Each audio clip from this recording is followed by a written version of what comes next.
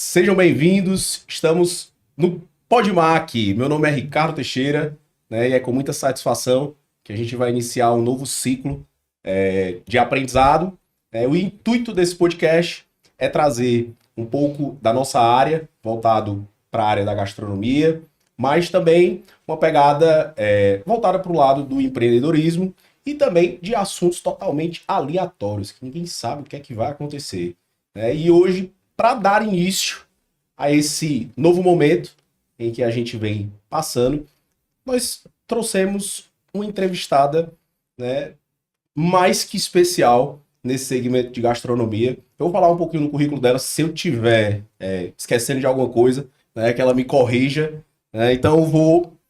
Hoje, ela é professora de gastronomia, apresentadora de TV, onde ensinou por 24 anos uma geração de cearenses, né, a cozinhar no programa Nossa Cozinha. Representou uma das maiores marcas de farinha de trigo do país. É professora da Universidade Federal do Ceará, onde ela ensina a disciplina de cozinha brasileira e confeitaria e panificação. Tendo fundado a primeira escola de culinária do Ceará, o Centro de Formação Gastronômico, não vou concluir, que eu já falo o nome dela, e possui um legado de gastronomia cearense, né, servindo como inspiração para incontáveis pessoas através da televisão e do ensino diretamente de suas turmas de estudante. Recebam com uma salva de palmas, né, Matu Macedo. Gratidão. Matu, obrigado pela sua vinda, pela sua disposição. Estava conversando anteriormente, a gente ter começado aqui, que foi um dos primeiros nomes que surgiram para a gente, como uma pessoa de referência, uma pessoa que já está há muito tempo, de fato, no mercado, né, que já passou por diversas fases da culinária, né, da gastronomia cearense. E uma das primeiras coisas que eu queria te perguntar é o que é a gastronomia para Matu Macedo? Eita, que pergunta difícil, Ricardo. Mas, assim, muito obrigada pelo convite a você, a Vitor. Eu fiquei muito honrada. E para mim é sempre uma alegria muito grande falar da gastronomia ou da culinária, porque eu sou da época da culinária, né? E a gastronomia no Brasil ela ainda é muito recente. A mudança da culinária para a gastronomia, ela teve um boom muito importante para todos nós. Porque no tempo da TV Jangadeiro, do Nossa Cozinha, na verdade eu fazia culinária. Por que eu fazia culinária? Porque eu pegava uma receita e ensinava a todos a fazerem, a replicarem a receita em casa, com o que tinha em casa e com assim, o foco que iria dar certo. Ela iria fazer sucesso com aquela receita. Esse era o intuito. Que ela conseguisse fazer em casa e fazer sucesso na família e receber aqueles elogios que mexeria, inclusive, com o ego dela. Né? E alimentaria a família, porque quando você faz algo e coloca à mesa, é toda a expressão de amor que está ali. Né? A gastronomia muda um pouco isso quando você traz a ciência, a história, a economia, a cultura. Então, hoje a gente sabe que a gastronomia, ela envolve tudo isso do ser humano. Como a gente estava conversando há pouco, né? Quando você tem alguma deficiência, porque hoje eu sei que eu sou dislexa, e a partir do momento que eu descobri a minha dislexia, eu descobri como é que eu aprendo. Se você perguntar, Matu, você fala inglês? Não. Você fala francês? Não. Mas eu leio. Leio e em qualquer curso de inglês, francês, espanhol, que eu for, eu sou capaz de replicar tudo. Mas não falo um ai, nem bonjour, nem merci. Mas tá aí, acabou de falar. Porque eu consigo, hoje eu sei que eu aprendo com os olhos. Então, assim, a gastronomia hoje, ela envolve muito mais do que um simples replicar receita. Hoje as pessoas sabem que ao preparar um prato, ao Vitor preparar uma sobremesa, ele vai escolher o prato bonito, e isso é arte. Isso também demonstra o bom gosto dele, a afinidade com que ele tem com aquela pessoa. Então, assim, hoje a gente sabe que mexer com a comida, com o alimento, ele envolve muitos outros fatores do ser humano como gente, como ser, como pessoa, sabe? E eu me arrepio todinha porque eu sou louca, apaixonada por gente. E assim, eu acho que é isso, sabe? você vai ter as pessoas que vão fazer culinária, continuar a fazer culinária, sem desmerecer a grandeza com que ela prepara. E vamos ter os grandes chefes que fazem gastronomia para um outro perfil de pessoas que querem experiências mais assim, como mais viajadas, de repente ter a lembrança de uma comida que comeu fora do Brasil, então o chefe vai estar nesse patamar. Um chefe de hotel tem que se preocupar que ele tem hóspede do mundo inteiro, tem alimentações diferentes, tem restrições alimentares, e quem faz culinária não, faz em casa e é povo comer em casa e ficar feliz e ser feliz. É uma forma de expressar, né? É uma forma de expressar, assim, se eu estou enganado, né? Para vocês é uma forma de expressar até os momentos que você vem passando através de alguns pratos. Ou não tem, não é assim. Tem sim. Vamos lá.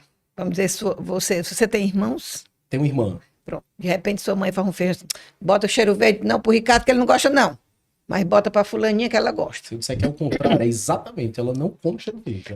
Então ela vai tirar uma porção de feijão sem cheiro verde para ela e com cheiro verde para você. Por quê? Porque a expressão de amor, ela quer atender os dois. Legal. Porque se ela botar em tudo assim, ela vai dizer assim, o queridinho da mamãe, botou cheiro verde em tudo, porque o bichinho gosta, e eu, mamãe, e eu. Então, assim, essa expressão de amor, e a gente vê em casa com constância, vai ser o ovo mole pro fulano, o outro não é bem assadinho, ele não gosta de frito, é só mexido. Então, assim, isso é expressão de amor, no dia a dia.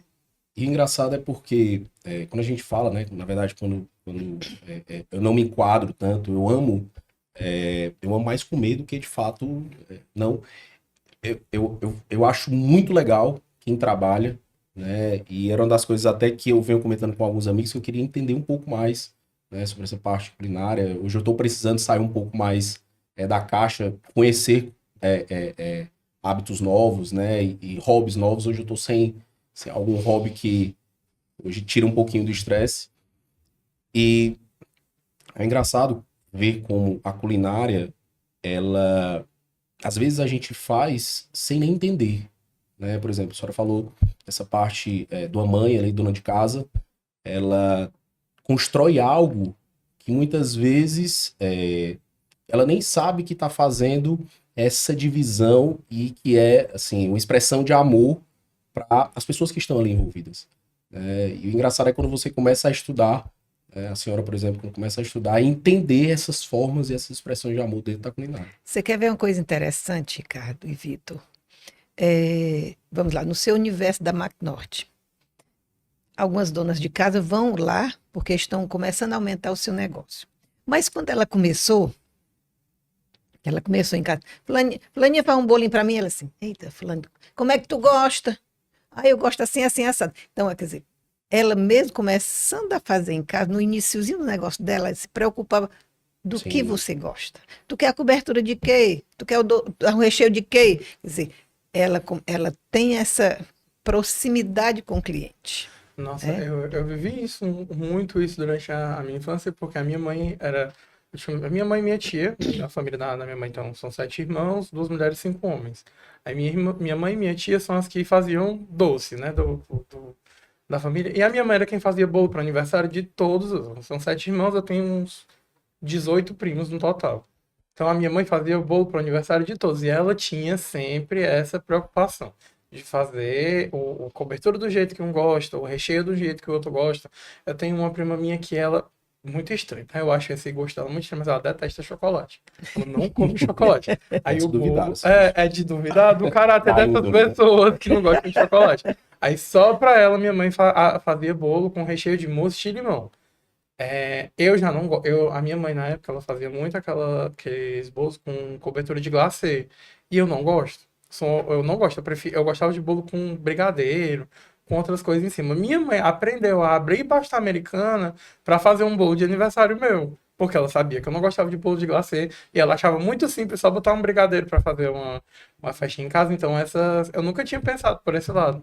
São as individualidades do amor, né? E é porque minha mãe, assim, acho que nunca chegou a pensar em empreender pro lado da culinária, da gastronomia, né, de fazer doce, de fazer bolo. Mas ela era essa da família, era quem fazia para todos os sobrinhos dela.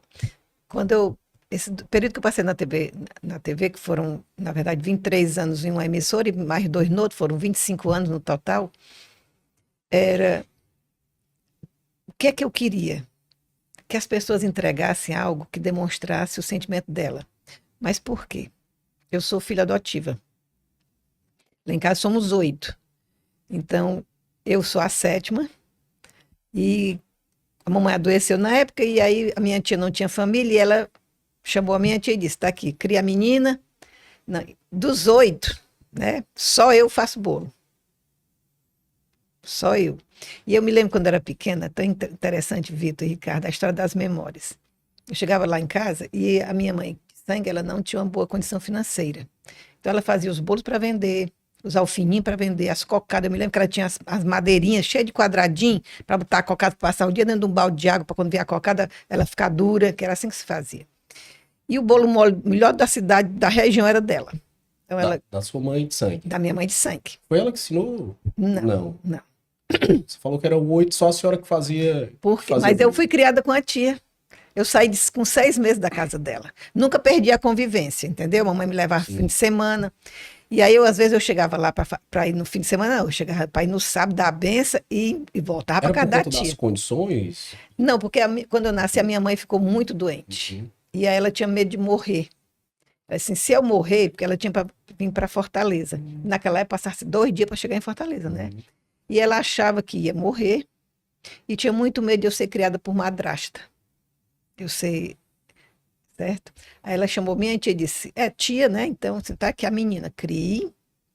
Eu sei que você tem condição melhor do que eu, só peço uma coisa, não esconda que tem os irmãos e pai, já que é teu irmão, e nunca dê nada demais a ela, sempre dê quando ela merecer.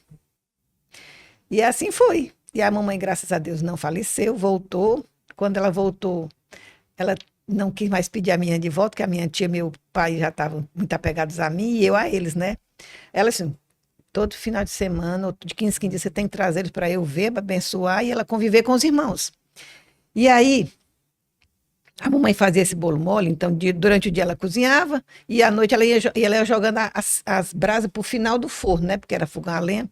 E à noite esse bolo mole passava a noite todinha cozinhando na brasa, para no outro dia ela vender as fatias. Aí eu me lembro que eu chegava, ela tirava aquele bolo mole, sabe, do forno, ainda meio morno. Aí virava aquela coisa mais. Eu estou vendo assim, aquela coisa enorme, porque antigamente os bolos eram altos e grandes, né? Bem amarelinho do ovo caipira, né? Aquela casquinha em cima de queijo, de coco. Aí ela tirava aquela fatiazinha de um dedo. Botava num pratinho branco, me dava e eu comia. E os meus irmãos tudo assim olhando, né? E eu, com 8 anos, 10 anos, não entendia muito por que que os outros não vinham comer comigo. Hoje eu sei que aquela fatia de bolo era o que ia alimentar os meus irmãos. Mas era a única coisa melhor que ela tinha em casa. E ela me dizia assim, ela me dizia através daquela fatia, minha filha, eu continuo lhe amando. Aqui está o melhor de mim. Legal. Entendeu? Então, quando eu fui para a TV, eu dei certo por quê? Porque eu não sou apresentadora. Eu não quero ser apresentadora. Eu nunca vou ser apresentadora. Eu vou continuar sendo a Matu Macedo, cozinheira, como dizia meu pai, né? E eu gosto de ensinar. Por quê? Porque cada sementinha que você planta, as pessoas... agora vou botar chocolate porque... eu vou tirar o chocolate porque... Então, assim, que as pessoas tenham... de si, né, também. As pessoas que aprenderam a cozinhar comigo, e hoje me deparo com muitas, ainda ontem mesmo eu estava na fisioterapia, a senhora me chamou, Matu, eu digo, oi, vem cá. Eu digo, diga, Matu, deixa eu lhe contar uma coisa interessante. Eu digo, diga, olhe, você quando estava na TV, eu tenho uma casa de praia, e o meu caseiro tinha um menino de 5 anos. Você me acredita, quando eu chegava de sábado, ele disse, tia, você viu a Matu Macedo? Ela deu um bolo, tia, é assim, ó, 3 xícaras de açúcar Alteza, 2 xícaras de farinha de trigo. Aí ele dizia até as marcas, Matu, que você dizia. Hoje ele é médico, mas depois ele foi crescendo e foi aprendendo a cozinhar. Aí, quer dizer, isso é muito emocionante, sabe, cara? Você faz parte, né?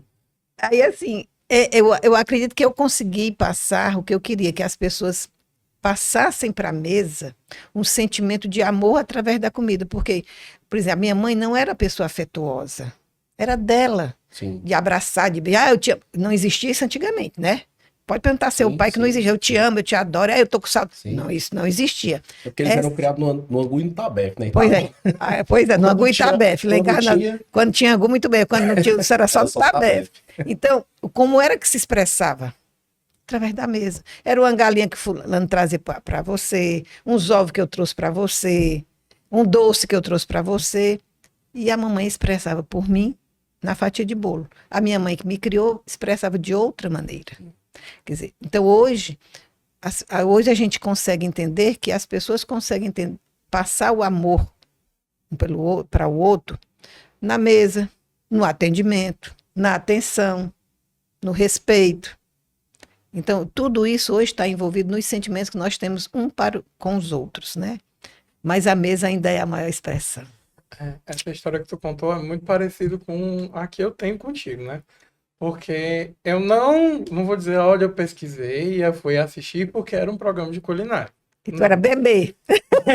Ele é um grande entusiasta. Eu tinha, né? mas eu comecei a assistir o programa porque, tu provavelmente sabe que na programação ele passava 10, 15 minutos antes de começar o desenho. Então eu tava esperando para assistir De livre o desenho. espontânea pressão. Eu sempre assistia as receitas. Eu acho que eu tinha 8 anos de idade, 9 anos de idade, meus pais sempre trabalharam fora. Os pais são da área da saúde, eles sempre trabalharam fora. E eu tava de férias, então ficava eu e minha irmã o dia todo sozinho em casa. E como minha mãe sempre tinha muito ingrediente em casa, porque minha mãe, como eu te falei, era essa pessoa que fazia a comida, tu tinha ensinado, acho que era fazer risole no nossa cozinha. Quando minha mãe chegou em casa do trabalho, ali 7h30 da noite, lá estava minha irmã e eu fritando risole. E a minha mãe, de onde foi que vocês tiraram essa receita de risole? Aí eu aprendi com a Mato Macedo. Aí eu peguei e disse assim, eu só acho que se não der certo... Eu ainda falei da marca do mesmo jeito. Eu disse, se não der certo, a farinha não é igual. A farinha não era igual. Mas deu certo. Deu certo. Eu nunca tive muito essa questão de peculiaridades em relação à comida. Eu sempre fui gordinho na minha infância. Então, eu sempre fui comer de tudo, assim. Eu não tinha essa... Meu pai sempre trabalhou, né? E minha mãe era mais dona de casa, mas ela tinha muitos afazeres ali, cuidava muito da minha avó já mais idosa, né? São as lembranças que a gente tem. E eu sempre fui aquela pessoa que gostava muito de comer. Mas eu não tinha esses negocinhos, às vezes, por exemplo, eu trago pelo meu filho, né? Às vezes tem uns frufruzinhos, um negocinho. Eu nunca tive esse negócio. Meu negócio sempre foi comer mesmo, sempre gostei muito. É uma das coisas que eu sempre, assim, não teve certas besteiras, né? Não estou dizendo que é besteira, mas no meu caso, como a gente não tinha uma condição financeira tão legal, meu pai nunca deixou faltar nada em casa, mas da mesma forma, a gente ia comer aquilo que tinha. E tinha que comer todinho para não instruir. Para não instruir, viu? O papai, eu me lembro, tu falou do teu pai, eu me lembrei do meu pai. Quando às vezes chegava na mesa, eu tava assim, você não tá com o olho maior do que a barriga, não? Eu disse, não, papai, eu tô com fome. Aí daqui a pouco começava a diminuir, ele disse, eu quero mais, não, eu disse, vai comer, não pode instruir, não. Aí eu disse, mas papai, eu tô de barriga cheia. Aí ele pegava, eu me lembro, primeiro eu tô vendo assim, ele levantava da mesa, pegava o prato de feijão com arroz e farinha, né, porque eu já tinha comido ovo, né. Aí ele botava dentro do fogão, na hora da merenda, você vai comer o pratinho que você... Mas papai, o feijão com arroz na merenda, não. Ele disse, para não instruir. Querendo ou não, a gente aprende. Né? 3 horas da tarde ele vinha, Ricardo, sabe, chegava lá, já merendou? Eu disse, não. Aí ele pegava o prato, vem aqui, bora, vamos merendar. Você aprender a nunca mais destruir comida na sua vida. Legal. Acredito. Eu sou totalmente contra desperdício, totalmente contra desperdício. Hoje em dia, eu fiz uma cirurgia, né, eu agora tô bem mais gordinho do que eu sou hoje em dia, ainda sou gordinho, mas eu fiz uma cirurgia de redução de estômago. Hoje em dia eu como umas porções um pouco menores até do que o mínimo que vem quando a gente pede, por exemplo, um delivery, um almoço, alguma coisa. Eu sempre fico assim com o coração apertadíssimo, principalmente porque eu sei que mesmo que essas comidas de delivery, mesmo que a gente tire a nossa porção toda e quando a gente bota na geladeira, ela não dura. Você, Estraga. você tocou num ponto interessante, saindo lá de trás para frente, né, agora, você tocou num ponto muito interessante do nosso mercado de gastronomia em Fortaleza. Ele cresceu muito. Quem se salvou na pandemia é porque tinha uma grande administração e tinha um bom planejamento, né? Muitas meninas começaram o seu negócio e meninos também começaram o seu pequeno negócio. E a pandemia fez com que você reaprendesse a se organizar. Essa é a minha visão. A se planejar, né? Então, muita gente que perdeu do seu trabalho começou a fazer em casa, mas também começou de uma maneira diferente. Não, vamos comprar só o que dá, vamos devagar, né? Devagar. E uma coisa nos restaurantes de Fortaleza hoje, que estão crescendo, é uma coisa que você falou interessante. Eles nunca se atentaram para um público que fez bariátrica. Você falou agora e eu vejo muita gente reclamando.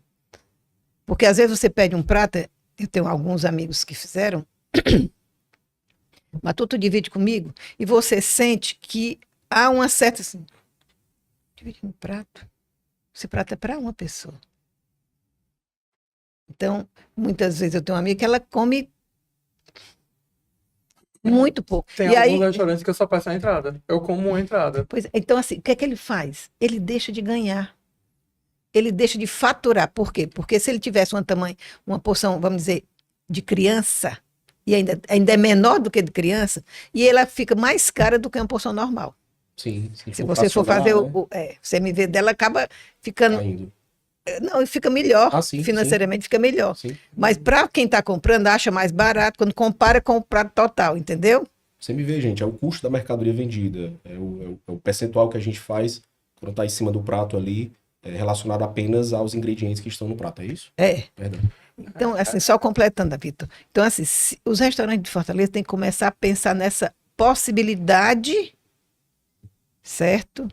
Mesmo que não tenha no cardápio, quando o garçom aborda assim, olha, nós tem porções menores, porque nós temos um trabalho muito especial para as pessoas bariátricas, que sabemos que consomem bem menor, nós temos algumas porções especiais, nós temos um cardápio à parte. Por que não? Sim. Porque hoje já se trabalha o glúten, já se trabalha o ovo, a lactose, então nós temos as restrições, né? O açúcar. Então, por que não ter um trabalho para esse público que está cada dia crescendo mais? E assim, não necessariamente eu preciso ter bariátrica, eu preciso às vezes comer menos, Sim. Por uma questão de saúde. Hoje eu sou uma mulher sexy, tá, Ricardo? Sagenária. 61 anos. Então, assim, hoje, para não tirar o meu prazer de comer, porque eu adoro comer e é tudo, hoje eu estou comendo menos. Né? Então, assim, Você limita algumas coisas, Matheus? Não. Não? Eu como até pedra temperada com azeite e pimenta. Então, assim, é só uma dica de percepção de mercado de hoje, sabe? E é até legal a senhora estar falando isso, porque é uma oportunidade para quem está vendo esse mercado. Eu acho que tudo é uma construção. Né? Antigamente não se falava, não tinha essas peculiaridades em relação a glúten, a lactose, né? a individualidade realmente ali do consumidor. E eu acho que é uma evolução, que a gente vem evoluindo bastante. E a gastronomia ela vem evoluindo junto. Então a Pato Macedo está falando de uma oportunidade para você, que tem o seu negócio. Eu também sou bariátrico, eu também fiz uma cirurgia de redução de estômago, foi uma das melhores coisas que eu fiz na minha vida. Eu costumo falar, foi uma das coisas que mudou muito a minha vida, né? Por mais que às vezes a gente não tenha problemas de saúde, porque tem pessoas que realmente são gordinhas e não tem nenhum problema de saúde, que era, por exemplo, o meu caso. Mas outras coisas me faziam ruim por ter aquele excesso de peso e assim, melhorou tudo na minha vida posteriormente isso, sabe? A questão da minha produtividade, o meu sono, a minha autoestima. E era uma dificuldade que eu tinha também quando chegava nos restaurantes, assim que eu fiz, né, logo. Porque agora não, agora eu já tô comendo bem, mas era uma dificuldade minha quando chegava nos restaurantes também, porque poucos sabiam que é lei você ter um percentual, parece, de desconto para quem é bariátrico, é uma coisa assim. Não sabia. Eu mesmo não sabia, e eu sou bariátrico. E tem carteirinha. Mas não é informação que é tão divulgada. Sim. Eu posso até estar enganado, depois eu vou me certificar dessa informação. Mas é um percentual que você tem, é um desconto. Porque, imagina, você vai para uma confraternização num restaurante que como é que... Ah, já ouvi falar, mas isso é para rodízios, Pra né? rodízio, só para rodízio? Só para rodízio. Será? Não, a produção tá informando que é para todos os restaurantes. Então tô correto. Acertei. Mas era uma dificuldade, porque não é informação que é divulgada. Sim. Né, que você tem esse percentual de desconto, alguma coisa, e às vezes não é só o desconto. Às vezes é o que você faz com aquela comida que você come, né, que às vezes gera também esse mal-estar. E o desperdício, né? Porque Exatamente. você não come tudo. É o né? mal-estar de você não conseguir, às vezes. Eu fico agoniado com desperdício, com dispensar. Acho péssimo. Por isso que, como eu te falei, na maioria dos restaurantes que eu vou aqui, são pedidos à la carte. Às vezes eu como uma entrada. O meu prato é uma entrada. Uma entrada, e como eu gosto de um docinho, uma entrada é a sobremesa. Eu pulo o principal. Mas, principalmente se eu quiser tomar um drink durante a noite. Eu nunca passo um prato principal, porque sempre são porções muito grandes. Eu gosto dos restaurantes que tem a opção de pratos para compartilhar. Sim. Porque aí eu tiro a minha porção e o resto do pessoal da mesa come um pouquinho a mais e eles compensam a minha porção que eu não comi. Mas é legal, é uma oportunidade, né, que assim, os empreendedores eu acho que deveriam começar a olhar para essa individualidade também para quem vem crescendo muito as pessoas que de fato também quebram um pouco essa barreira sobre a cirurgia bariátrica, né? Porque tem uma barreira grande, e isso vem quebrando ao longo do tempo. Então é um público que a cada dia mais vem crescendo, né? Tem essas particularidades e é uma oportunidade. Obrigado, Matheus Macedo, por nos divulgar essa informação. Eu que agradeço. Matu, tu tem muita experiência com mercados internacionais, né? Então, desde o início da carreira, que fez viagem para Illinois, não foi? Me corrija se Foi, estiver eu fui errado. fazer confeitaria em Illinois. E recentemente, mais recentemente em Portugal, né? Um mestrado e doutorado em Portugal, em Lisboa e Coimbra. Foi. Correto. Fiz meu dever de casa bem. Muito bem. Mas na Europa, eles têm esse tipo de variação no mercado. Como é o mercado gastronômico fora do Brasil? Como que tu vê as diferenças entre lá fora para aqui? Tanto na questão do ensino, porque você foi aluno lá fora e aqui você é docente, né? Passou pelo discente e docente nos dois países. E com essa questão também dos restaurantes, porque isso me deu um insight, né? De pensar, será que lá fora já estão pensando nisso, nesse outro tipo de cliente que não está sendo abordado? Que é uma oportunidade aqui, mas será que lá fora já estão pensando nisso? Devagar, viu, Vitor? Tu sabe, né? Tem que ser uma por uma, né? Sim, vamos devagar. Então, vamos lá. Eu fiz, desde o início eu sempre tive vontade de estudar fora, mas a prioridade era os filhos, o estudo dos filhos. Quando eles terminaram tudo, eu disse, agora é minha vez. Aí realmente eu fui fazer, mas antes disso eu fui consultora do Sebrae durante muitos anos. Então as feiras internacionais, para a CIAL, para a Europan, para a Bélgica, para a Alemanha, para Paris, eu sempre acompanhei os grupos. Engraçado, tem uma coisa boa de confeitaria. O primeiro grupo que eu fui para a Europa em Paris, aí a gente estava lá foi no auge do chocolate, aí a gente foi em 25 pessoas, e eu não falo nada, mas assim, de ingrediente, né? E eu disse, isso aqui dá para fazer assim, isso aqui dá para fazer aquilo lá. Aí tô lá, olhando um cara belga fazendo uma torta de chocolate, coisa mais linda, e eu, matuta, né? Eu estaria com a mesma impressão, certo? Aí quando ele terminou de preparar tudo, ele puxou um fisales. Aí disse, vale, canapum. Aí eu, quê? Eu digo, isso é um canapum, isso dá no interior do Ceará. Me disse, um bambu. Os fisales de hoje é o canapum que dá no interior do Ceará. É a mesma? É a mesma coisa. E o nosso ainda é mais doce por causa do sol, por causa da frutose, que é muito mais ressaltada. Do açúcar que concentra. Aí todo mundo, vale, meu filho, eu já nasci chique, eu nasci pra isso, eu nasci no fisales. Só bota um nome bonito, né? Bota um nome chique. Vem de lá, né? Então, assim, todas essas feiras, todas essas foram experiências extraordinárias. Por quê? Porque a gente adiantava a tendência. Né? Eu sempre fui um pouco ousada, porque eu sempre soube o que eu queria ser. Então, a escola de gastronomia culinária do Ceará, a primeira foi a minha, mesmo no Tapa. Quando ninguém acreditava em mim, assim, mas eu sou teimosa, eu sou ariana, né? Essa Mariana, né? Então, assim, eu sempre tentei estar à frente, né? Quando eu fui para Portugal fazer o mestrado, eu fiz 2 mestrados. O que é que eu pensei? Eu vou fazer um mestrado em ciências gastronômicas, que é a parte da gastronomia molecular, que estava em alta. Se eu passar um ano estudando gastronomia molecular, quando eu voltar para Fortaleza, eu não sei mais cozinhar. Aí fui fazer o mestrado no Estoril, na hotelaria, artes culinárias inovadoras, também 2 anos. Então eu passava o dia na faculdade, chegava em casa 1 hora, tomava um metrocardiô, pegava o trem, um barco e chegava na escola às 5 da tarde, tinha aula até às 11, chegava em casa 1h30 da manhã. Isso durante um ano. Puxada essa rotina. Foi. Mas era que eu sabia que eu queria aquilo, sabe? Queria, né? E quando, no mestrado, quando eu vim embora, houve a seleção do doutorado em Coimbra e eu fui fazer. Aliás, eu nem ia, meu esposo disse, vai, eu digo, eu não, vá, eu não vou não, vá porque você já está aí. Eu digo, mas eu não vou passar nesse negócio de Coimbra, quem sou eu para passar em Coimbra? Aí disse, mas vá, você já está aí, aí eu fui. A gente tem essa mania de diminuir, né? E Se de diminuir, duvidar de si né? próprio. Sabe, mas assim,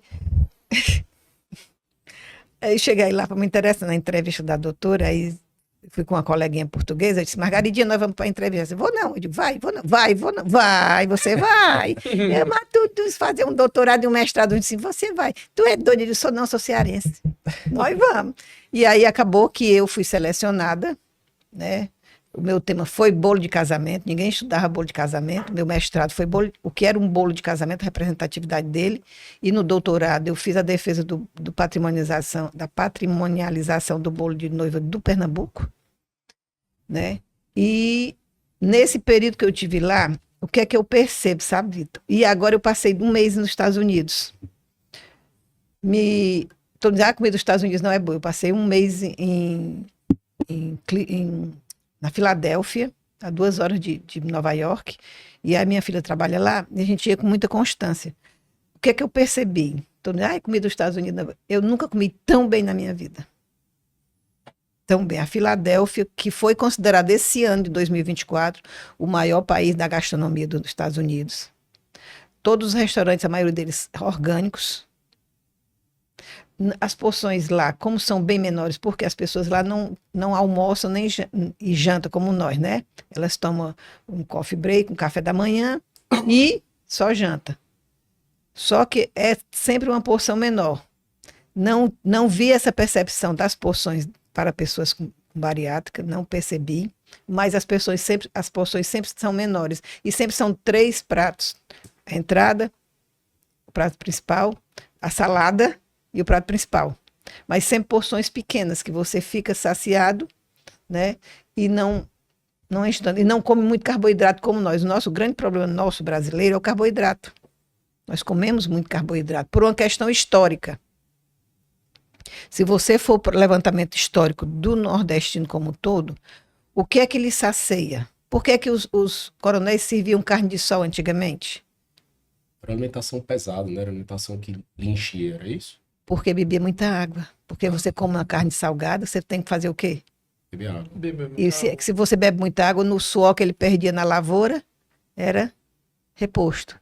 E por que ele dava a rapadura depois? É porque era bom, porque dava um docinho? Não. Porque a rapadura também puxa muita água. E aí era o quê? Carne de sol, com farinha. Glicose, né? Açúcar. Energia. Hoje a gente entende tudo isso. Assim, a pessoa levava... Eu me lembro que a mamãe às vezes mandava para os trabalhadores que o papai tinha, fazia aquela farofa, né? Mandava aquela carne de sol assada com a farinha, bebia-se água, fazia o quê com a farinha no bucho? Incho. Carboidrato dá o quê? Energia. Saciedade. A carne de sol fazia o quê? Era a mistura, como se dizia antigamente, né? Eu estou lhe dando uma proteína, mas em compensação também fazia com que você bebesse muita água. Então você não desidratava o seu trabalhador. Você está entendendo o contexto? Sim. E nós hoje, assim, quando você vai em casa, o que é a nossa alimentação na mesa hoje? Tem que ter o arroz, o feijão, o macarrão, a farofa e a mistura.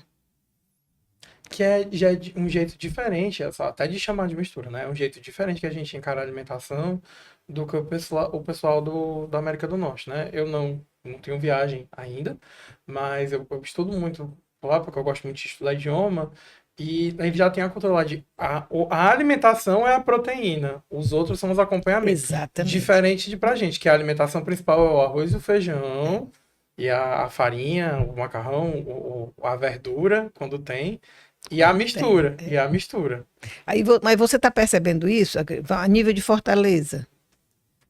Os restaurantes já estão trabalhando isso. Você pede um prato, a proteína, vem um tornedor, ele vem com um pouquinho de purê ou uma saladinha, quer dizer, já está mudando. Se você quer uma massa, você tem que ter um risoto. Tem que ter uma massa exclusiva. No interior ainda não. Né? Então, são contextos históricos que você começa a perceber na cultura alimentar de um povo, que você vai entendendo as suas nuances e vai também percebendo as suas mudanças. A senhora acha que é por conta de uma evolução da gastronomia regional ou a internacionalização com referências aqui pra gente? A globalização. A internet possibilitou muitas coisas, né? Muitas mudanças. E está continuando. Matu, o que eu ia te perguntar, eu não sei, né, eu não conheço, tem rankings assim relacionados aos países sobre categorias de países que têm a melhor alimentação ou a melhor culinária, tem isso? E se tem, qual a posição do Brasil hoje referente a essa culinária a nível mundial? O Brasil ainda não está na lista dos rankings. Né? Mas assim, hoje nós temos a Grécia sempre apontada como uma das melhores alimentações do mundo, porque é a alimentação mediterrânea, né? Exatamente pelos estudos que dizem que o azeite é bom para a saúde. E o que está vindo mais engraçado, que hoje os estudos mostram que não é a alimentação em si, mas a vida que você leva, a qualidade de vida. Não adianta você ter uma boa alimentação, mas ser que nem eu, Vitor, calmos, tranquilos, né? Não é bem isso. Você pode ter uma alimentação completamente errada do padrão do nutricionista, dos médicos, mas é o seu estereotipo. Você é aquela pessoa tranquila. É o estilo de vida. É o estilo de vida. Então, assim, hoje a alimentação está muito ligada ao estilo de vida. E a Grécia é um dos países que mais aparece com esse estilo de vida tranquilo, calmo e com alimentação sempre muito equilibrada. Isso tem consequência, por exemplo? Não longevidade. No estilo de vida, mas não no estilo de vida para alimentação. Na verdade, não na alimentação para o estilo de vida, mas no estilo de vida com a alimentação. Isso tem muita correlação, né? Tem, e as pessoas assim, na Grécia, tem pessoas com 110 anos, muito bem obrigada, como tem hoje, a gente descobre em algumas comunidades indígenas fora do Brasil, que também ainda tem uma vida muito, não vou dizer como antigamente, mas assim, equilibrando sempre, reconhecendo que a natureza, ela é a quem nós devemos nos reportar. Uma comida caju está chegando. Vamos dar um exemplo para nós. A manga está chegando. Você comeu uma manga agora, meu amigo, e um caju é outra coisa. Come ele sei lá, em abril, que já passou a safra.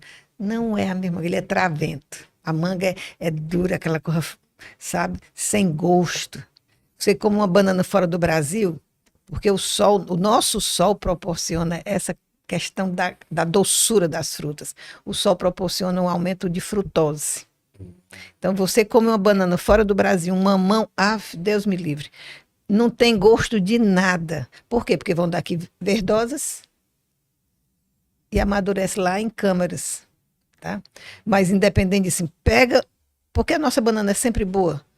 Porque a nossa banana, o nosso clima, proporciona uma boa safra de banana com constância. Então, assim, a fruta da estação, que a gente não pode se dar o luxo hoje só comer isso, porque o mundo cresceu muito, tem que se alimentar, mas assim, quando hoje, a gente que ainda tem essa oportunidade de comer a manga no período agora, o caju no nosso período agora, a melancia, né? Sabe, é outro gosto, Ricardo, quando está na época daquela fruta, entendeu? Você falou da manga, Como você é professor da UFC, deve estar naquela época que você passa ali no campus do PC, Tudo tá com flui, aquele tudo. cheiro, não, o cheiro de manga fica o campus Ah, A bexiga fica inteiro. assim, muito Dos pesada. manguezais. mangas Eu de estudei espada, né? ali, fazia aula de biologia ali no campus, exatamente onde tem os manguezais, então...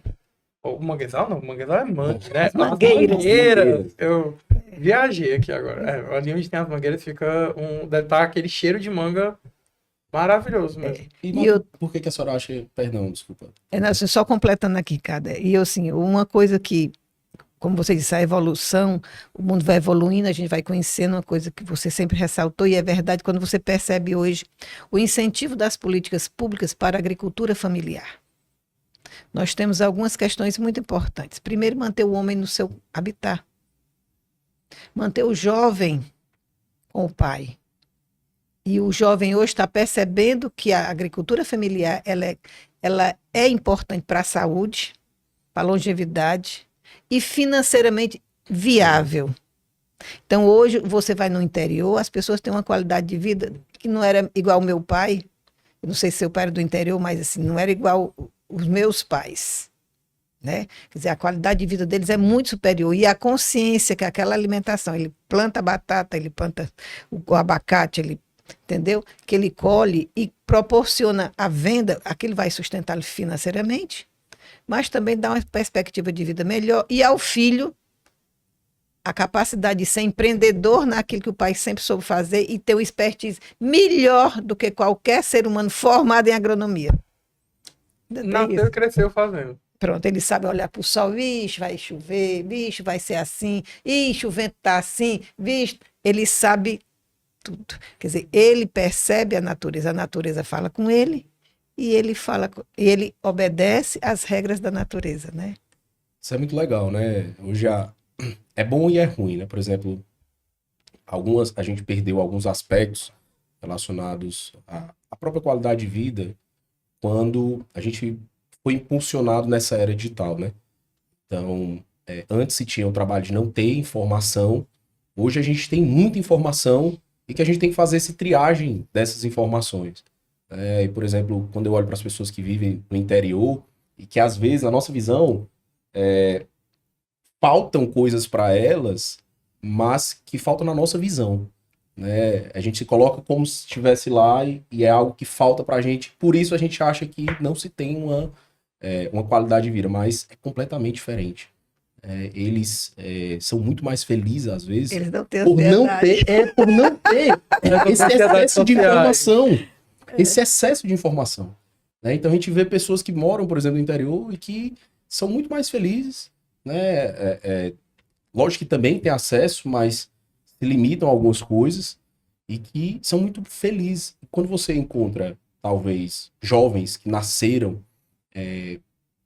no interior e voltado para essa área da alimentação, né, do plantio ali, eu acho que eles conseguem hoje equalizar muito bem, porque antes também achávamos que, pelo fato de você ser trabalhar ali com plantio de alguma coisa, você não vai ter condição. Né? E hoje eu acho que eles conseguem equilibrar muito mais, tanto essa vivência no campo, né, como também a parte financeira. Né? O agro está muito forte, né? Sempre foi muito forte para a gente, é o que fez subir, o que faz subir o nosso PIB. Quando consegue caminhar de mãos dadas, né? A pessoa que tem um conhecimento técnico para a gente ter mais oportunidades que se estudem, que se formem em engenheiros agrônomos, com a pessoa da agricultura familiar que tem aquele conhecimento que não tem como medir, né? Que ela nasceu e cresceu aprendendo aquilo. E outra coisa, Vitor, a história das políticas públicas em questão dos institutos federais, né, das Imaterces da vida. Isso cresceu muito, né, Eles cresceram muito para o interior, exatamente para dar esse suporte. Legal. E eu vou já deixa tu falar, vou só pegar aqui a fala do Ricardo, a história de saber de nada. Eu hoje, com 61 anos, me vejo, como é que se diz? Ultrapassada. Como assim? E aí a história da ansiedade. Eu estou na UFC e tenho 30 alunos todo ano. Fora as outras turmas. Então, chega aí a 90 alunos. Então, todo ano eu tenho 19 anos, 18 anos, 21 anos, né? Então, eu nunca tenho 61. E aí, a ansiedade de ter que saber para acompanhar os meninos, particularmente eu, é muito grande para mim. Por quê? Eu me cobro que eu tenho que saber para poder orientá-los melhor.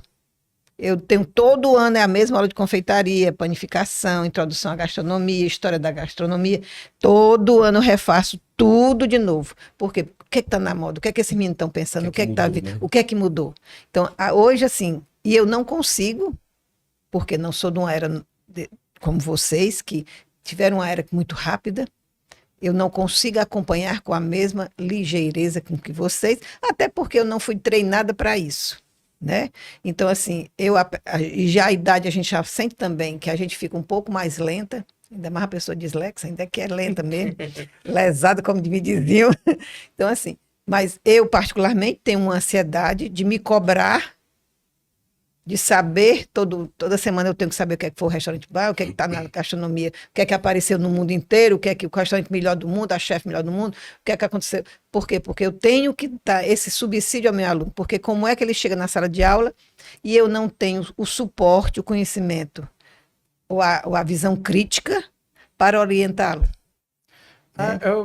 Pra mim, o que tu descreveu já é o contrário. Tu começou afirmando que classe 61 está se sentindo Eu já ia ultrapassada. falar também. Pra mim, o que tu tá afirmando é que tu não se deixou ficar ultrapassada. Tá Mas dentro da não dá sala. tempo para acompanhar, não, que tem muita Mas tá coisa no acompanhando, juízo. tá ciente. Só de estar ciente disso já tá acompanhando. Mas sabe por quê? Deixa eu só, desculpa, Fale. só completar. Tu sabe que a gente é assim, né? Aham, não, com certeza. Então, porque hoje não é só eu saber cozinhar, não é só eu acompanhar o restaurante, eu tenho que ver a moda, a arte, qual é o prato que está na moda, qual é a cor que está na moda. Esse ano a moda é laranja, esse ano o caramelo está subindo, o chocolate branco está subindo, o chocolate amargo continua em alta, e o que é que vem aí? Vem o pistache, vai subir quem mais? Vai subir as tendências do gastronomia do ano que vem, entendeu?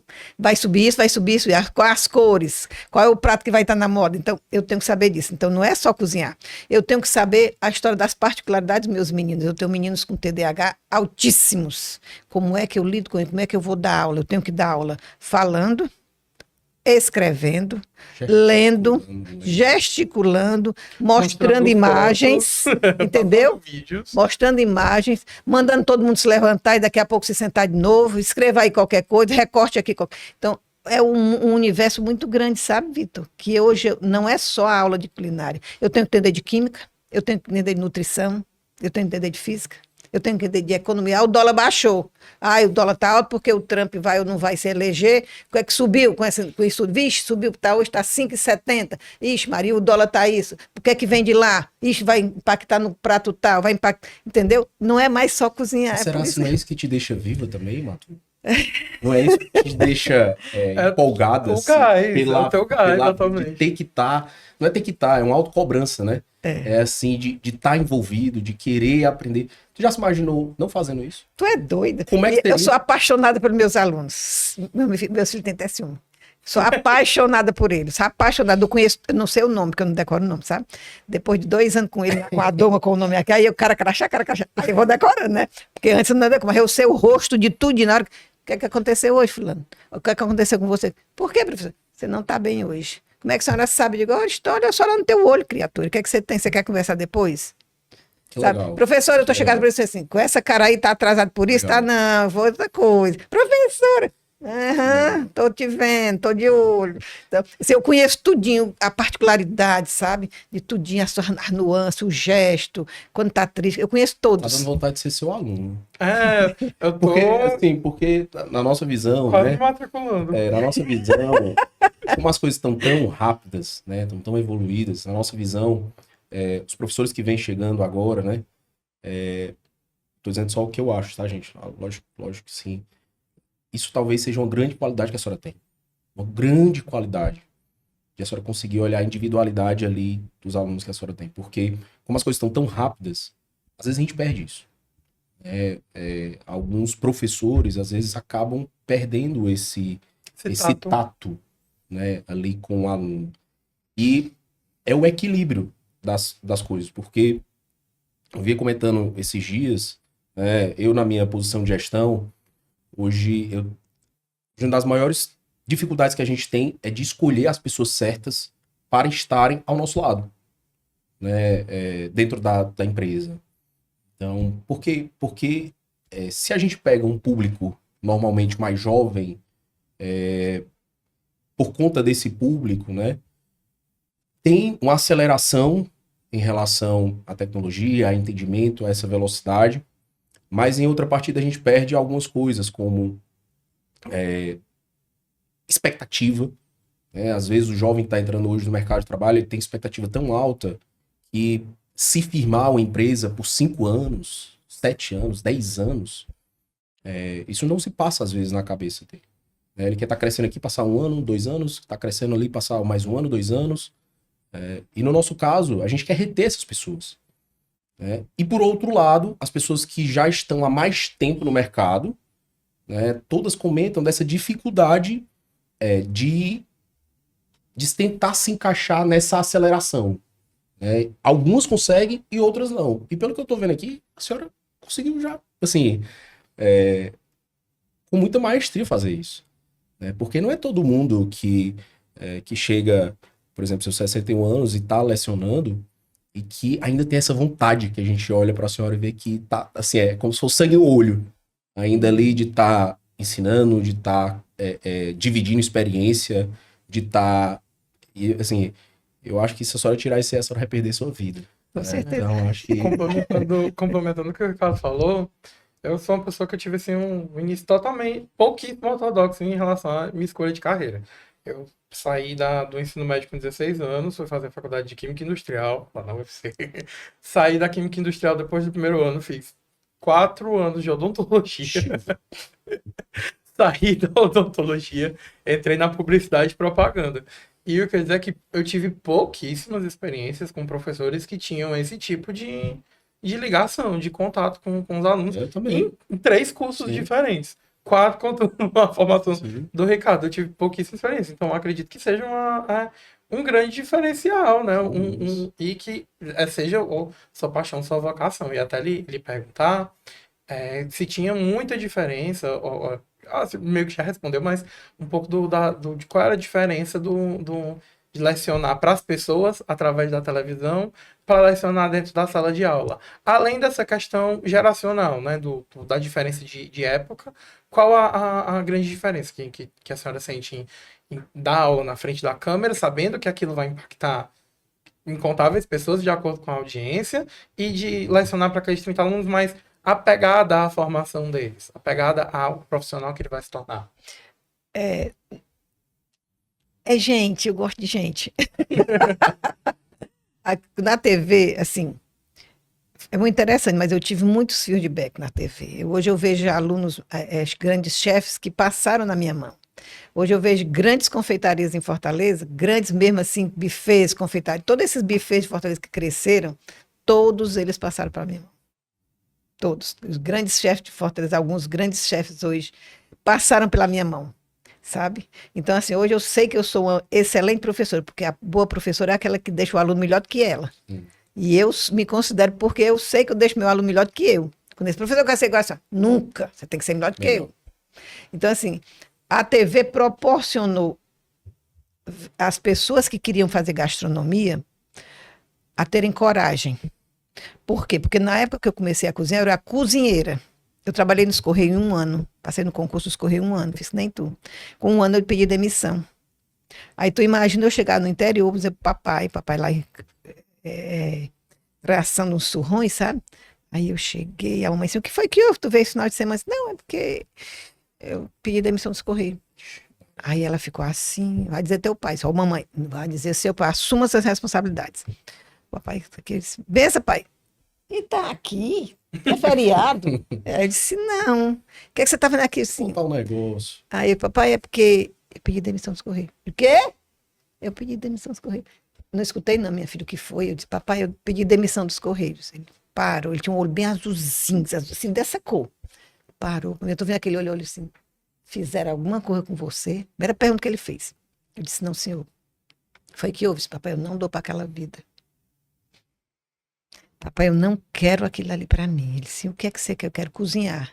Minha filha, você vai ser cozinheira? Eu digo, vou. Eu vou ser cozinheira. Se ele fosse vir, eu tinha ficado morto de orgulhoso, porque eu passei na UFC depois, né? Porque ele olhou para mim e disse, mas minha filha, o emprego federal, é melhor do que o marido, meu filho. Nunca ia lhe deixar na mão. Aí eu não, na época eu não entendi o que ele queria dizer, sabe?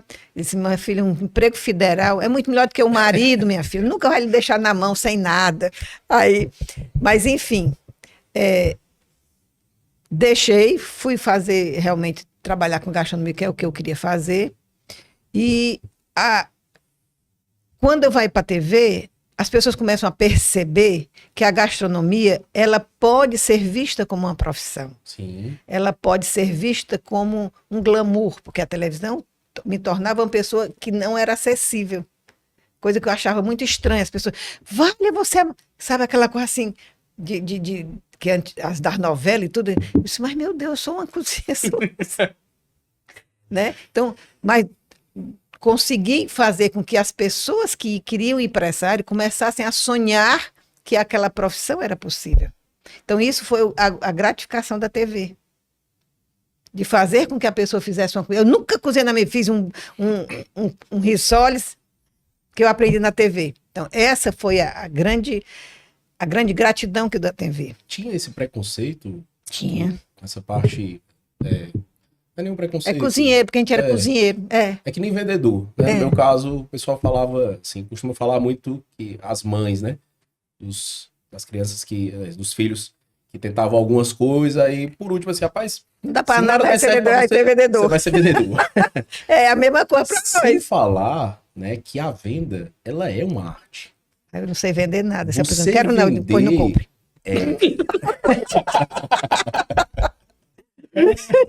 Você vender, né, particularmente, assim, hoje, as pessoas atribuíam ao vendedor aquela pessoa que nascia com dom de venda, né? Logicamente que tem isso, tem pessoas que têm talento, mas a venda também, ela tem estratégia. Tem pessoas que passam 4, 5, 6 anos estudando para determinada profissão e acham que o fato de você não ter dado certo naquilo vai ser o vendedor, você vai ser um bom vendedor. Não significa né? isso. E eu acho que tem uma correlação nessa parte. É a mesma coisa com a história do cozinheiro. Sofreu algum tipo de preconceito? Muitos. Foi? Mulher e loura. Que é o quê? E o pior, porque a gente tem essa associação de casa, né, de que cozinhar é coisa de mulher, mas no mercado profissional gastronômico é mais homem. Né? Mas esse ano mudou. Tu viu? Mudou. As grandes chefes do mundo hoje são mulheres. Esse ano mulheres. As principais estrelas Michelin que a gente tem no Brasil atualmente são também mulheres. são. Mas você sabe por quê que querem homem e não querem mulher? Mulher tá aqui, eu tô pensando, como é que tá o menino lá no colégio? Será que ele tá bem? Ontem à noite tossiu tanto. Oh, meu Deus, será que tá com febre? Vixe, quando eu sair daqui eu tenho que passar no mercantil para comprar o remédio. Vixe, eu tenho que fazer o jantar do fulaninho que vai chegar a tal hora. Vale, me ainda tem um dever para ensinar esse menino. Quer dizer, a mulher, ela começa e o homem não. Ele entra no trabalho, ele... Entendeu? Porque é responsabilidade de quem? Da mulher. Da mulher. Dizer, a gente só consegue fazer uma cor bem feita, então a gente só faz aquilo ali. Dá para fazer várias coisas. Mas por quê? É uma questão cultural. O homem, não, eu faço isso aqui porque a mamãe está lavando, a mãe está cozinhando, a minha mulher vai levar a roupa para a lavanderia, ela vai pegar o menino no colégio. Então, quando eu chegar em casa, o máximo que eu vou é ensinar os meninos a tarefa de casa é aquilo só que eu tenho que fazer. Eu não tenho que botar a roupa na máquina, não tenho que engomar, eu não tenho que... Entendeu? Por quê? Porque são atribuições culturais da mulher desde sempre. Hoje está mudando muito, mas ainda vai levar um bom tempo para mudar. Né? Esse machismo que está muito enraizado, né? Ainda está muito enraizado. Aí eu vou completar só a sua pergunta. Então, assim, quando eu estou com um aluno, com gente, independente seja na Universidade Federal do Ceará, que seja numa consultoria, numa cozinha, porque eu fui, durante 6 anos, eu dei consultoria para um grande supermercado. Então, quando eu entrei, eram 12 supermercados, eram 7. Aí ele comprou outro grupo, eram 12. Então, eu só trabalhava com homens. Então, quando eu entrava primeiro... Lourinha aí... Tinha uma barreira já, né? Essa lourinha aí... Precisava ser quebrada. Eles não sabem pegar nem na panela. Então, eu tinha que ter muita delicadeza. Por quê? Porque tinham senhores cozinheiros muito antigos que tinham expertise de cozinhar muito bem. E eu entrava nova. Então, quer dizer, era sempre muito com uma delicadeza. Mas foram 6 anos muito gratificantes. Quando eu saí do grupo, os 14 cozinheiros que tinham comigo, quando deu 6 meses, não tinha mais nenhum. Porque eu lidava...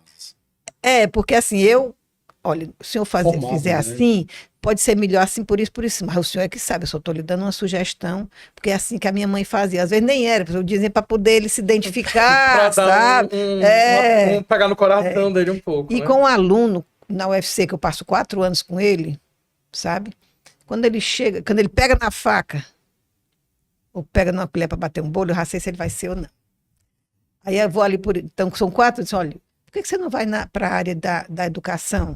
Por que você não vai para a área da mídia social de gastronomia? Ou por que você não vai ser consultor? Então, assim, você começa a conhecer cada um, o perfil, e vai.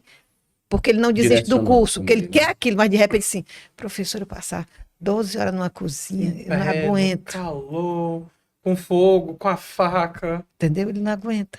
Então, assim, você vai aos poucos, quando você tem essa vivência do dia a dia, você vai começando a conhecer a expectativa dele, porque entrou numa federal, o sonho dele, que tem que dar certo, que às vezes o pai, nem o pai acredita nele, porque foi ser cozinheiro. Sim. Eu tenho alunos que faziam medicina e o pai deserdou. A senhora deve ter muitos casos, né? Tem. Entendeu? Então, quer dizer, ele tem que dar certo. Eu hoje são orgulhos por pai. Por quê? Porque a profissão cresceu. Então, a TV serviu para isso, os reality shows serviram para isso, para crescer a profissão e dar um status que antes não se tinha. Apesar que não vou dizer que está 100% dentro das cozinhas, mas, querendo ou não, que se criou um reconhecimento que eu faço a sua comida e você gosta. Sabe? Você me falou dessa parte de consultoria. Conta um pouco pra gente sobre como é prestar consultoria para supermercados, restaurantes, essa parte, pessoas que estão tentando empreender nesse mercado gastronômico cearense, porque do jeito que está descrevendo, tá dando até consultoria de carreira para os alunos, né? Eles chegam, acho que a professora vai ensinar só a fazer pão e Mal bolo, sabe. e aí recebe uma consultoria de carreira ainda. Assim, na verdade, hoje eu estou um pouco parada com as consultorias. Por quê? Com o doutorado foi muito difícil. Tu imagina uma pessoa dislexa fazendo um doutorado. Toda vida que eu escrevi um capítulo, tinha que passar um mês a pessoa lendo comigo para poder fazer as retificações. Então, assim, eu terminei há 1 ano e meio, eu fiz a minha defesa, e assim, eu fiquei muito cansada. Confesso que fiquei muito, muito cansada. E aí, e a federal, ela tem umas restrições quanto às nossas trabalhar fora. Então, eu me Dedicação exclusiva, né? dedicação exclusiva. Então, eu me dediquei muito aos meus alunos. Já que eu não poderia me dedicar fora, eu me dedico pelo menos a ele quando sair de lá, tomo um rumo. Certo? Então, o que eu às vezes tenho é aconselhamento, não vou dizer nem que é consultoria, são aconselhamentos empresariais, que as pessoas entram em contato comigo, marcam uma hora no Meet, e aí, Matu, é que nem que fazer quando seus pecados. Tá. Bom, e assim, como é que ela. Como é que, porque uma época, tu lembra dos PDVs do BNB? Eu ainda não era da federal, eu vi muito demissão espontânea. Sim. Quantas e quantas pessoas que eu tinha, casais que trabalhavam no mesmo grupo, e vinham e disse, mas tu vamos botar um negócio de comida. Eu disse, os dois? Tá certo não. Por quê? Porque não dá certo. Vocês dois não, pois não vai dar certo. Você vai ficar na cozinha, ele vai ficar mandando, e vocês vão brigar e vão separar. Mas tudo, E por incrível, muitas vezes eu consegui reorganizar a vida para outras. Identifiquei outras coisas que eles se dariam um bom negócio. Porque a comida dá logo. Sim, dá logo, mas se você não souber fazer, não vai dar logo. Se eu vender um prego, se eu souber aquilo que eu gosto, eu entendo do prego, eu vou ser um excelente vendedor e vou entender, e vou vender porque eu vou lhe convencer a comprar meu prego. Mas se eu não entender, assim, quero não. Então, nem compro não, pelo amor de Deus. Então, assim, eu identificava muito isso. Né? Inclusive, um casal que realmente acabou se separando. Está numa padaria e não deu certo. Padaria você entra 4 da manhã, filho. Foi uma das coisas que, no meu caso, né, há uns 9 anos atrás, eu estava saindo da faculdade e eu me deparei naquilo do que é que eu vou fazer. Né? Porque às vezes você entra na faculdade e você não sabe o que é que vai fazer. Você tenta se descobrir dentro da faculdade ali, né? Algumas vezes não dão certo, né? Às vezes você migra para uma área, por exemplo, como o Vitor, completamente diferente, né? E outra que você tá no caminho certo, mas que talvez só precisa achar a área, né? Sim. E nessas coisas eu fui, inclusive, lá no Sebrae e conversei com um dos consultores. Eu tava falando que nessa época, 9 anos atrás, não se falava muito de delivery de pizzaria, né? E eu tinha visto em algum canto, não me recordo, Cheguei pro meu pai, quero montar um delivery de pizzaria. Né? Tá muito em alta. Aliás, não tá em alta, mas é uma tendência. Essa parte do delivery e tudo. Aí ele, vai no Sebrae. Vai no Sebrae, vai lá com alguns consultores. E eu nunca vou esquecer do consultor que chegou pra mim e falou assim, você tá preparado pra perder sua sexta, sábado e domingo? Você tá preparado pra perder o seu feriado? Você gosta de sair com sua família no feriado? O que é que você faz no final de semana? Você gosta do seu final de semana? Você tá preparado pra perder isso? Porque tem uma diferença, na minha visão, Matu, entre você trabalhar com a culinária e você ser um espectador, assim, um espectador não, você ser um entusiasta pela culinária, né? São duas coisas completamente diferentes, são visões completamente diferentes. Quando você é um entusiasta, você faz por hobby, você faz porque gosta, você faz porque vai receber uns amigos em casa, alguma coisa nesse sentido. Diferente quando é o seu trabalho. O seu trabalho envolve dedicação, envolve você fazer o que não gosta, envolve... E se você não tiver bem alinhado as expectativas e só achar que vai fazer e vai dar certo, que nesse caso aí acho que se você não entender e identificar sobre os perfis, eu acho que você tende a ir para um canto, mas na verdade você não vai se encaixar naquele local, né? Ainda vai ter a frustração da sociedade, assim, um fracassado, não dá certo em nada. Aff, Maria, nem boa pizzaria deu certo. Todo mundo bota pizzaria, ganha dinheiro, ele sai, não deu. Tentou tanta coisa, não conseguiu em nada. Pois é, Vitor, é isso. Hoje eu dou mais como se diz? Eu digo que aconselhamento, né? Uhum. Porque a universidade hoje eu tenho uma dedicação exclusiva. Entendi. Só pra gente concluir, a gente tá chegando ao finalzinho do nosso tempo. Passaria o dia todo. Eu também passaria o dia todo aqui, colocar um cafezinho aqui, a gente passa o dia todo. Mas só pra gente concluir, tu falou muito dos teus alunos, da tua atualização, e aí me veio uma reflexão. Hoje em dia todo mundo está acompanhando muito influenciadores, e a gente vive acompanhando os influenciadores, e influenciador se tornou uma profissão. Já parou para pensar que antes desse nome, antes desse termo, influenciador existir, ali na televisão, tu já era uma influenciadora para um monte de gente, como foi para mim, que comecei a cozinhar assistindo teu programa, por exemplo? Poxa, você falou agora, eu nunca imaginei, nunca pensei, não, nunca tinha caído a ficha nesse sentido, não. Tanto muita gente disse, mas por que tu não vira nas redes sociais assim? Olha, porque eu não tenho saco. Tô aqui, tô ali, vou fazer um bolo, vou mexer a panela. Não tenho saco para isso, não tenho. Quando eu dou uma receita, eu sou muito metódica. Talvez por isso não dê certo. Porque eu tenho que explicar, porque se a pessoa pensa, se a pessoa pensar isso, se a pessoa não tiver isso, eu fico sempre pensando nas nuances, sabe? Então, assim, eu nunca, na TV talvez, você vai, realmente eu tenha sido uma influenciadora, mas que bom que eu estava sendo e conseguia mostrar o que eu queria que ela desse certo. Hoje nas minhas redes sociais eu posto, raramente eu posto uma receita, porque ou ela dá certo ou eu não posto.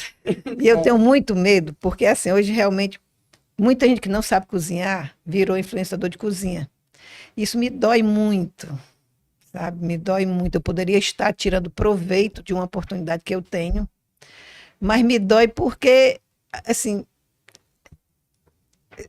não vão ter paciência. O problema é esse.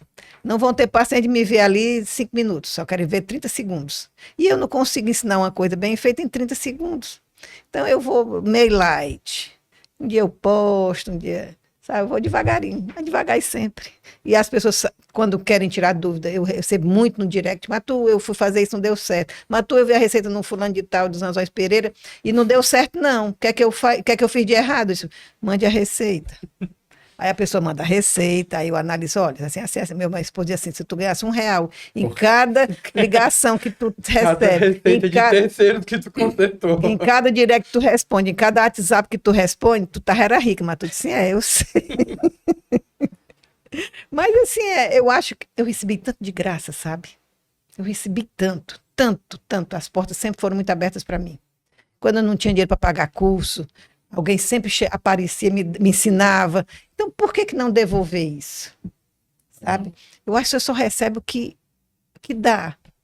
E eu sou muito feliz, muito feliz. Quando não sou eu que recebo, são meus filhos, graças a Deus, onde eles andam, são muito bem recebidos. E eu acho que é isso que o universo faz com a gente.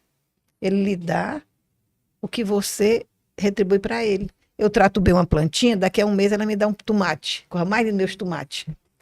Daqui a 3 meses eu tiro as minhas beterrabas. Todo dia eu vou lá, converso com ela. E aí, como é que você está? Tá tudo bem? Lhe deram água hoje? O abençoado daqui de casa lhe aguou hoje? Não, pois peraí que eu vou lhe aguar. Então, quer dizer, eu dou e daqui a 3 meses ela me dá as beterrabas, a coisa mais linda. Então, assim é as pessoas. Né? Você dá, pode não ser você, mas seus filhos, ou vai servir para outro, porque se eu lhe dou, se eu lhe ensino a ser bom, você vai, ops, não gritou comigo, falou, sim, eu me senti tão bem, de repente eu replico, quer dizer, eu aprendo, eu acho que é isso, sabe? Eu acho que é isso. Eu nunca imaginei ser como que fosse influenciadora, não, mas que bom que fui e influenciei o povo muito bem, né? Sim, muito bem. E é muito legal, sabe? Quando você vê no sangue que tudo que a senhora fala e comenta dessa história, da sua história, é muito... tanto é verdade como você se empolga. Né? Sabe aquelas pessoas que falam assim, que onde alguém coloca a mão, tudo dá certo? A senhora tá falando de algo que as pessoas falam assim, tudo que a Matu bota a mão dá certo. Né? Mas muitas vezes não vê os bastidores, não vê aquilo que a senhora faz sem ter que estar falando. Né? Aquilo que a senhora entrega, doa, né? Sem precisar estar externalizando. E é por isso que eu acho que tudo que a senhora faz dá certo. Né? E é por isso que eu acho que a senhora é muito feliz aonde está, na profissão da senhora. E, Matu, eu quero te agradecer por esse tempo. Né? E queria que você deixasse uma mensagem para as pessoas que estão entrando nesse mundo da culinária. Se você pudesse falar algo que ficaria marcado para essa pessoa, que ainda está se decidindo, o que a Matu Macedo falaria? Faça o que você é apaixonado, algo que você tenha paixão, que lhe dê satisfação em fazer, sabe? Tem alegria em entregar. E o ser humano, eu acho que ele é capaz de tudo, desde que ele ame aquilo que ele vai fazer. Primeiro ele se ama. Então, que aquilo que ele vai fazer é para a satisfação dele, para a alegria dele, vai dar certo. Então, assim, descubra, independente que vá todo mundo contra, é aquilo que lhe deixa feliz, é aquilo que você se encontra, é aquilo que você quer fazer por você, não é pelo outro, é por você. Pode até demorar, mas vai acontecer, porque eu também nunca, eu cheguei aqui, não foi com meus olhos verdes, não, eu cheguei aqui com muito perrengue, eu já vendi bolo e coxinha dentro do Antônio Bezerra Mucuripe, 5 horas da tarde, porque quem andar de Antônio Bezerra Mucuripe 5 horas da tarde sabe o que é que eu estou falando. Então, faça o que lhe deixa feliz. Legal. Arthur, obrigado. Obrigada, Ricardo. Obrigado por esse tempo. Obrigada, Vitor. Obrigado. A gente agradece muito por ter aceitado o convite, né? O nosso primeiro episódio, nosso episódio de estreia. Que legal. A gente não podia ter começado de forma melhor, né, Ricardo? Legal. Fico muito feliz, né? Quero agradecer também os nossos... Ainda não estamos online, mas quem sabe futuramente. E é só isso mesmo, né? Pedir a Deus que abençoe sempre a sua vida, seus caminhos, seus alunos. E obrigado pela nossa audiência. É isso. Ficamos aqui no primeiro Pode Mac. E até a próxima, né? E até a próxima. Até o Aí. próximo episódio.